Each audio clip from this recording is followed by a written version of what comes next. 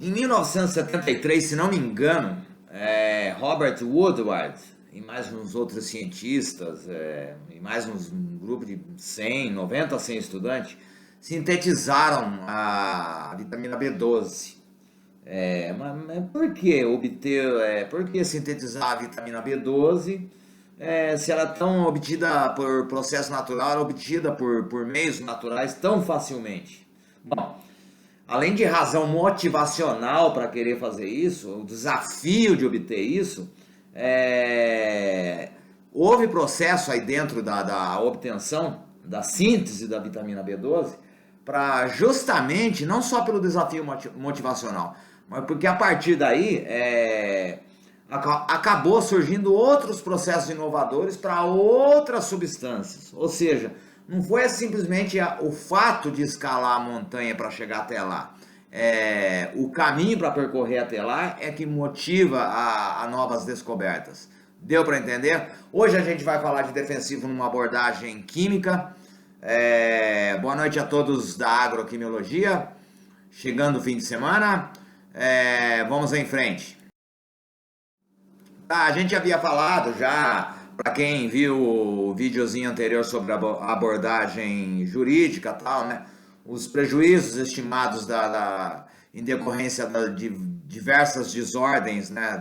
Diversas doenças e praga das culturas. A gente falou da legislação ambiental, que é rigorosa, né? Bem rigorosa, brasileira, né? Esses dados, lógico, a gente coletou durante, pré e durante a pandemia, né? Então, isso é mais ou menos para a gente ficar em mente aí esse prejuízo e o que a gente falou no vídeo anterior. Tá, no CAD, sobre o mercado de insumo agrícola. Antes de a gente começar sobre a abordagem química, a gente vai falar do CAD. Isso, lógico, vocês estão vendo aqui que é o cadernos do CAD, né, de economia, tá? Fevereiro de 2020. Na página 57 tem lá os métodos de aferição de participação do mercado de insumo agrícola. Vamos prestar atenção, moçada, aqui no fertilizante e no defensivo agrícola.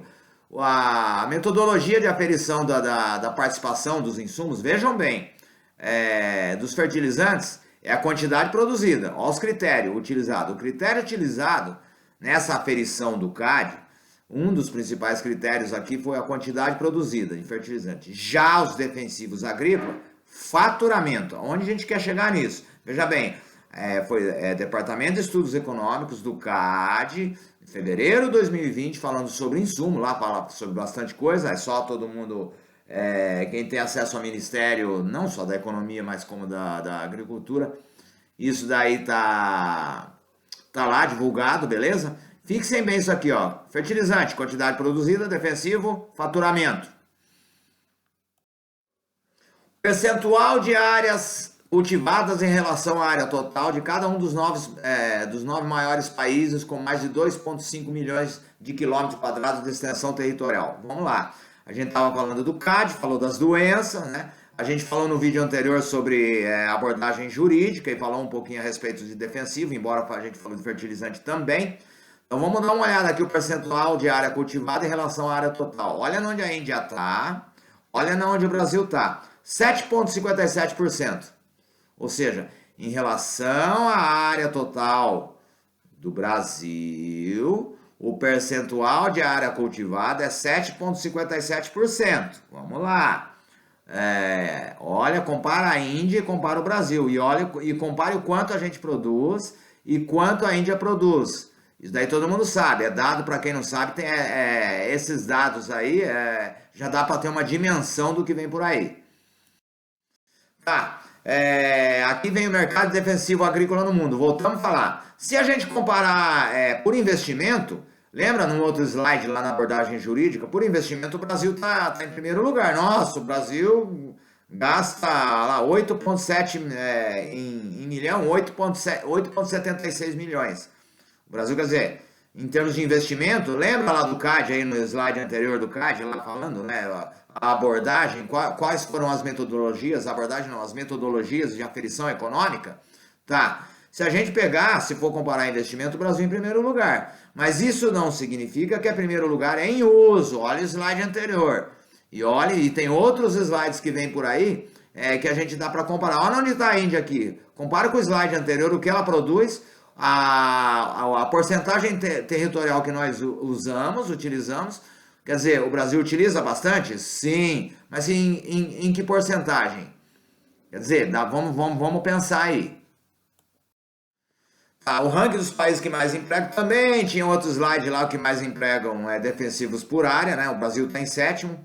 Quer dizer, aí já dá para a gente ter uma dimensão, voltando no slide anterior, ou no vídeo anterior da abordagem jurídica, né? Para você ver, para a gente comparar o Brasil, muita gente aí que não está no agro, quem está no agro sabe desses dados econômicos, tá bem divulgado, mas isso é para dar uma nota introdutória à abordagem química que a gente vai entrar agora. Tá, e abordagem química, uai, só onde fica isso daí? Onde entra isso daí? Lá pelas tantas da nossa obra, a gente fala também de defensivo biológico, metodologia de produção, esse tipo de coisa. A gente faz uma breve introdução, um breve estudo em fitopatologia. Isso daí justamente por causa da visão hexadimensional, a gente tem que pôr fitopatologia, muita gente não vai entender, mas a gente vai falar de uma maneira diferente. Os fitossanitários, a gente começa a falar aqui, controle químico, tá, beleza. A abordagem química que hoje vamos falar... Bom, vamos lá, é a respeito dos fitossanitários, certo? É o que a gente está falando. Lá tem uma classificação, e de acordo com o mecanismo, muita gente conhece, a produção e consumo defensivo no Brasil. Lá tem alguns slides que a gente apresentou agora. Formas de produção, a gente apresenta algumas formas de produção de alguns defensivos. Obviamente, né, os genéricos e liberados, de patente liberada. E o que entra? Como é que a gente vai fazer uma abordagem química a partir de agora? A gente fez uma abordagem econômica, né?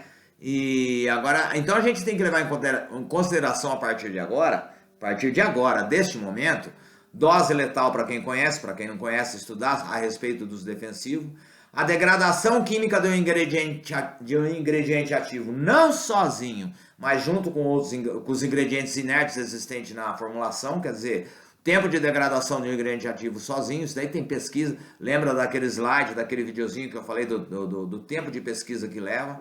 Outra coisa, agricultor não rasga dinheiro.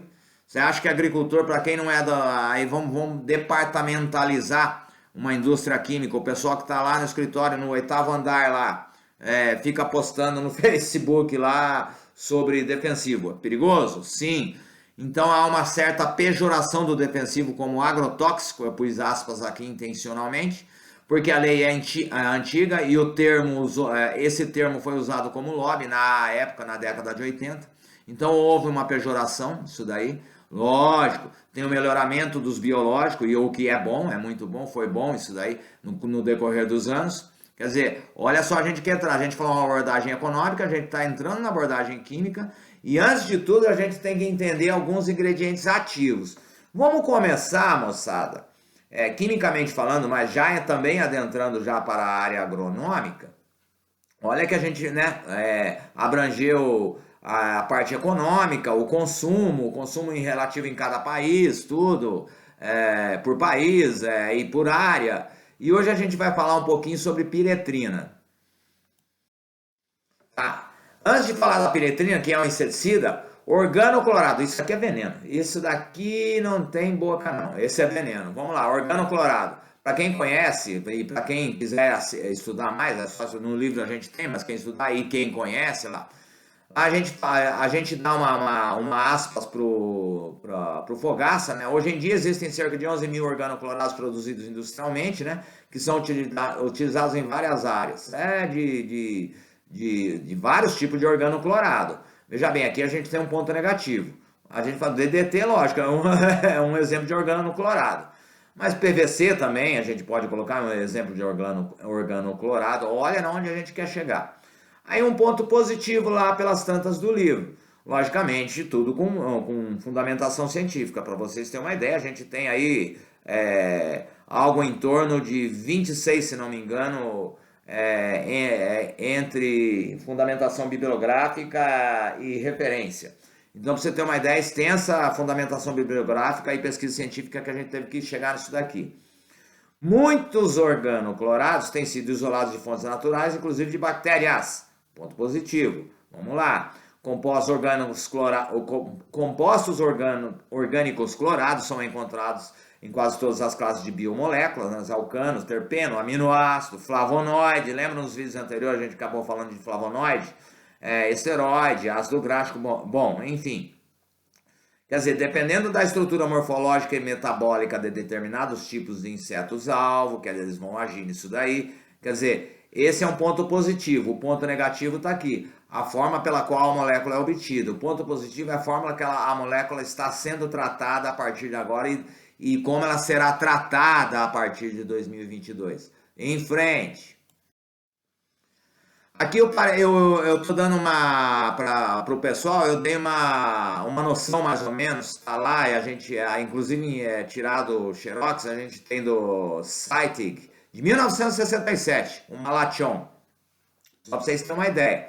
A metodologia, isso aqui é um pedaço de um organofosforado, agora a gente está entrando em outro produto, já a gente vai falar da piretrina, eu só estou dando uma introdução, é um organofosforado, para quem conhece, beleza. Uma das formas de produção do Malathion, lá na patente liberada, aqui em 1966, está aqui, ele faz referência, tá na preparação do Malathion lá no livro do Sittig, na página 36 e 37. Lá pelas tantas, ele fala lá no meio da reação, ele fala do ácido maleico e do ácido fulmárico. Na União Europeia, segundo a classificação, vocês sabem, para quem conhece sabe que o ácido maleico é nocivo. O ácido fulmárico, que é uma das formas de obtenção do Malathion, ele é apenas irritante. Vamos lá, na onde a gente quer chegar nisso daí? Olhem, tentem se lembrar dos slides anteriores, né? E agora a gente vai passar para a piretrina. Beleza? Isso é só umas notas introdutórias a respeito da abordagem química dos defensivos. Tá, piretrina. Lá pelas tantas a gente fala flores similares ao crisântemo. Todo mundo sabe quem é a parte aí de agrônomo ou da parte de agroquímica conhece, né? Possuem ésteres orgânicos não nitrogenados, os quais são tóxicos, né? Lógico, né? Algumas flores, né? As pétalas são comprimidas em determinados tipos de prensas, aqui é uma metodologia de produção, e logo após essa prensa, elas passam por um processo de moagem e através de um cutter. É um liquidificador grande, eu até explico lá que é um cutter, né? Se torna um pó fino, né? Esse pó fino adicionado a outros e mais solventes orgânicos, a gente fala de até apróticos, muita gente conhece os solventes apróticos, quem é de química ou da área agroquímica conhece. E a dependendo, né, da concentração, antigamente se usava querosene, hoje é solvente, né? Até solvente aprótico. Antigamente era querosene, olha onde a gente quer chegar. E olha que a gente falou do Zeitig lá, 1967. E o Malathion foi há muito tempo atrás aí, estava sendo usado, né? Há bem pouco tempo atrás, desculpe, estava sendo usado aí. Foi melhorado, todo mundo sabe disso. Tá, o extrato é concentrado, remove-se o solvente, vamos dizer dos apróticos, não vamos falar de querosene. Querosene é lá em 1967, já tem novas, e não é mais nem Malathion, é outro Malathion, a gente está falando por conta da molécula, né, do ingrediente ativo, Malathion, para os agrônomos que conhecem. Então, é um dos, a gente está falando do Malathion lá e a gente está falando de piretrina aqui. Então, aqui é uma metodologia, lá ele é destilado abaixo de 60 graus, na saída do destilado obtém-se uma resina oleosa, né? Para obter a matéria-prima para o inseticida. Veja bem, o extrato vem daqui, o óleo da piretrina. Certo? Ele vai formar uma emulsão, um disperso coloidal. O emulsionante a ser empregado deve ser escolhido, quer dizer, o tipo de emulsionante lá na forma de fabricação que a gente fala tem que ser bem escolhido, justamente por causa do grau de toxicidade. Vamos voltar lá atrás na DL50, na dose letal e formas de degradação do defensivo agrícola. Não vamos falar em agrotóxico. Essa forma de emulsão, a forma de estratificação de tal emulsão, né?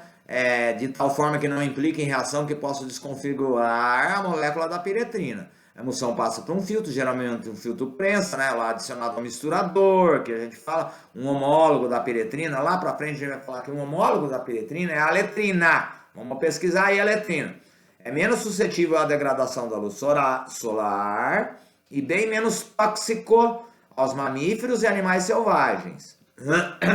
Vamos lá. O processo de obtenção da aletrina é similar ao da piretrina, mas tem algumas particularidades, de que somente os solventes apróticos são usados. Veja bem, eu estava falando de querosene. O cara fala lá, você vê que o Zeitzig fala lá, e até em etileno, né? Em compostos de etileno.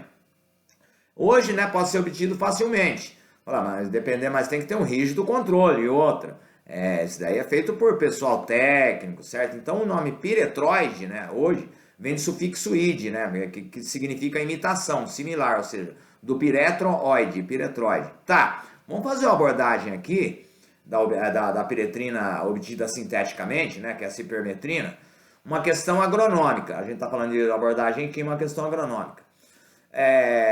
Poder inseticida, né, a piretrina é de amplo espectro que ocasiona desequilíbrio por falta de competição de inseto? Sim. Sim ou não? Isso vai depender da formulação e vai depender do ingrediente ativo. Ou seja, a gente vai aplicar a piretrina, vai acabar com os outros insetos, comumente, vulgarmente falando. Ou a gente, a depender da forma de fabricação, a gente deve associar mais um ingrediente ativo inibidor nesse espectro de ação, ou seja, matar determinado inseto-alvo e não outro. Ou seja, para não causar esse desequilíbrio. De que forma faz isso? De que forma a gente consegue isso? Através de pesquisa. Vamos seguindo em frente. A gente está tendo uma abordagem agronômica e também química a respeito dos defensivos. Tá. Uma empresa lá, voltando na parte do caderno do CAD, lá, uma empresa agroquímica deve valer-se de constante pesquisa, cujo diferencial refletirá na melhora produtológica. Eu estou falando o óbvio ululante aqui. A importância da inovação repercute positivamente na produção. Então, a depender dos ingredientes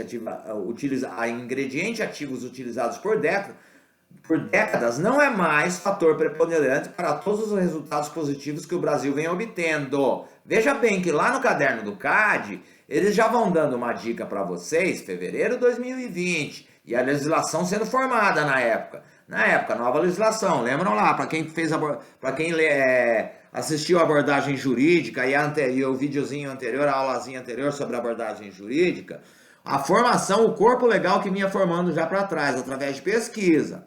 Né? Lembram lá da Embrapa lá. Quer dizer, nos faz pensar da importância da inovação e do custo, ou seja, a tabela abaixo lá, ou seja, o ativo utilizado não é um fator preponderante para os resultados obtidos que o Brasil vem, para os resultados positivos que o Brasil vem obtendo. Tanto é que no quadro 1 lá, na página 16, eu falei para vocês atrás, agora há pouco, na página 57 lá do caderno do CAD, beleza? Aqui tem uma tabelinha no quadro 1 lá, fator de diferenciação de uma empresa inovadora e da empresa genérica. A normal, a que segue para e passo normal. Vamos pegar a empresa inovadora e vamos pegar essa tabelinha. Quem quiser dar uma pausa aí. Vamos pegar o principal impulsionador no desenvolvimento de produtos formulados. A gente está falando, veja bem, a gente está falando de defensivo e a gente está falando de ingrediente ativo. E o que pode melhorar essa molécula desse ingrediente ativo? Vamos lá. A inovação em misturas para atender às necessidades dos produtores rurais, aumentando a rentabilidade por meio do lançamento de novos produtos inovadores premium. O que é isso? É pegar o ingrediente ativo de produtos formulados originais e transformá-lo. Volta lá atrás, quem quiser voltar lá só a respeito do malation e do ácido maleico ou fumárico. Quer dizer, um é nocivo, o outro é apenas irritante. E ambos são inseticida. Como é que a gente consegue o mesmo ingrediente ativo e a mesma concentração e ter menos potencial ofensivo ao meio ambiente? Como a gente consegue? Através de pesquisa. A gente vai chegar lá. Isso é só um meio, um trampolim pelo qual a gente vai começar a estudar a partir de agora, beleza? Tá. Voltando lá, é aquilo que eu falei do organofosforado, maleico e fumárico. Eu falei agora há pouco para vocês isso daí. Vamos passar adiante. Então veja bem, pesquisar, vamos fixar. Volta lá atrás no malation e volta na cipermetrina, lá na introdução das notas introdutórias da cipermetrina, na página 292 lá do livro de agroquimiologia. Pesquisar, aqui lá não tem, mas pesquisar, eu estou colocando aqui, pesquisar, ver o que todos os outros veem e pensar no que ninguém pensou. Isso é de Albert Saint-Georges. É prêmio Nobel de medicina. Ele fez pesquisa em fisiologia e descobriu É só a gente vocês darem uma pesquisada. Ele descobriu algo que ninguém, tipo assim, todo mundo mexendo em fisiologia, ele conseguiu ver o que ninguém pensou. Ou seja, estava lá, estava na cara. Vamos pegar a cipermetrina, que está na cara a gente estudar essa molécula aí, estudar essa ação de flor, está na cara. É só pensar o que ninguém pensou ainda. Ou seja, vamos quebrar barreira e vamos quebrar paradigma a respeito de amplo espectro do efeito inseticida e o colateral que ele pode causar ao meio ambiente, ou seja, a viabilidade ambiental. Tá, por isso que eu falo, vocês vejam que a gente fez uma abordagem econômica, a gente começou com uma abordagem econômica lá no vídeo, abordagem financeira a gente não falou, a gente falou alguma coisa em ESG, certo? Ou seja, degradação de molécula, a gente falou de adequação, homologação, registro, aquele vídeo anterior, se vocês voltarem o vídeo anterior, a aula anterior, a gente falou a respeito, né? Bastante de diferenciação entre registro, homologação, vamos homologar, registrar, esse tipo de coisa, né? E, ou seja, fazer a viabilidade agronômica. Não sei se deu para entender. Tá, aí que vem a regulação, certificação, homologação e registro. O que dá para unir se a gente pesquisar na lei, se a gente pesquisar em publicações? O que dá para unir de proteção e nutrição? O que dá para unir de biológico e nutrição? E o que dá para unir de biológico e nutrição em termos de fertilização, em termos de aplicação via solo? 2022 e 2023... a partir daquelas portarias 102, 108, advinda da lei 10.723, se não me engano, que é a lei de inovação e o Programa Nacional de Biológicos, lá, o PNB, no Ministério da Agricultura, vai vir bastante novidade. Aí isso através de pesquisa, entendeu? Ou seja, naquela parte em que a Embrapa fala que o produto é que tem que se adequar à lei, tá certo, o produto tem que se adequar à lei, não é o produto, não é a lei que cria o produto é criado e é regulado através de lei. Tá, então essas eram as prioridades estratégicas do mapa, ou seja, eu havia falado naquele vídeo lá, ou seja, às vezes tem gente que vai encontrar, vamos lá, vamos voltar lá na cipermetrina, vamos voltar no piretroide. A forma de peticionar. Lembra que a gente tinha feito uma brincadeira, né? De vá ao mercado, traga leite, 12 lá, tá bom. Quem viu, assistiu o vídeo, beleza. Ou seja, peticione. O modo de peticionar e o modo de retornar essa petição, qual a decisão, o processo decisório de homologação, ou de registro, ou de concessão, é que vai te dar um prazo através da pesquisa que você fez para você argumentar e para você conseguir registrar esse produto. Tá, então aí voltando lá no teu network, se ele é ligado a outro nicho ou não, quer dizer, isso daí muita gente, às vezes o químico, você é agrônomo, às vezes o químico é que vai te dar isso daí, vai te alavancar através desse feedback agronômico, o que eu posso melhorar na minha molécula lá. Então, se a gente falou no outro vídeo, eu só estou dando uma repassada a respeito de segurança alimentar e segurança do alimento. Veja que também a gente falou bastante, né, da percepção químico-agronômica legal de um nutriente através dos anos, né?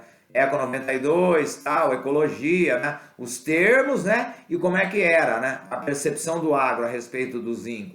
E a 10.973 e as portarias que vieram por aí, que vão vir ainda para regulamentar registro. Lógico, eu não estou falando só de biológico, não. Estou falando em outros tipos de ingredientes ativos e a forma como eles eram classificados e como serão classificados a partir de agora. Ou seja, menos tóxico e as maneiras as quais dá para registrar. E isso leva tempo, obviamente. Lembra daquela cadência lá de registro e pesquisa. O que eu quis dizer é o seguinte, é que a gente tem que compartilhar o de sempre, a gente tem que compartilhar o conhecimento para alavancar o desenvolvimento. A gente tem uma forte base de dados, tem um pujante interesse em pesquisa, tem um conhecimento em rede, ou seja, o network knowledge. Eu falei daquela, se vocês viram no vídeo anterior, né, na aula linha anterior, a gente falou sobre a briga das rolinhas. Pô, tem muita coisa que está no .lib lá, que, meu, é pesquisador, a gente vai ler lá, a gente vai ver, tem coisa de Oregon. Eu dei um exemplo lá de um pesquisador de Oregon, colega aí nosso brasileiro. Pô, tá lá, tá fácil, foi fácil. Por que no Brasil não é? Calma que vai ser. Quer dizer, mas vai ser todo mundo igual? Não, jamais. Vamos lá voltar lá na piretrina, no piretroide, vamos na cipermetrina, as formas de obtenção e registro. Ela vai ser igual? Não. Vai ganhar quem oferece mais valor antes da visão e missão, quem oferece mais serviço antes da missão, olha o cruzamento de dados. E vai ganhar em quem oferece mais qualidade antes da visão. Qual a visão, a missão e o valor da sua empresa e que valor ela pode dar para que valor e que serviço e que qualidade ela pode dar através dessa missão, visão e valor, através da pesquisa. Quer dizer, oferecer o diferencial aí. Era isso que eu queria falar, então fica aí de novo a dica. Ou seja, pesquisar é ver o que todos os outros veem e pensar o que ninguém pensou. Ou seja, tem molécula, tem muita coisa legal vindo. Já tem produto, vocês sabem. Tem produto aí que era registrado numa forma e é registrado em outra. Opa, pera aí, caramba. Mas então reduziu a quantidade de ingrediente ativo? Não, moçada. Volta lá atrás naquele exemplo que eu dei do malation, do ácido fumárico e a forma de obtenção da prensa em querosene ou etileno em solução, né? Lógico, etileno é um gás em solução. E a forma como ele foi dissolvido na prensa através de um solvente aprótico. Ou seja, olha como é que chegou. Isso está aberto, moçada. Isso é pesquisa. Agora, o método pelo qual você vai fabricar ou registrar é outra questão. Espero que tenham entendido a respeito dessa abordagem química, a gente fez bem ampla, ou seja, a abordagem química obviamente é uma visão hexadimensional para a gente entender todos os 6 eixos da agroquimiologia. Um grande abraço a todos, um bom final de semana e até breve!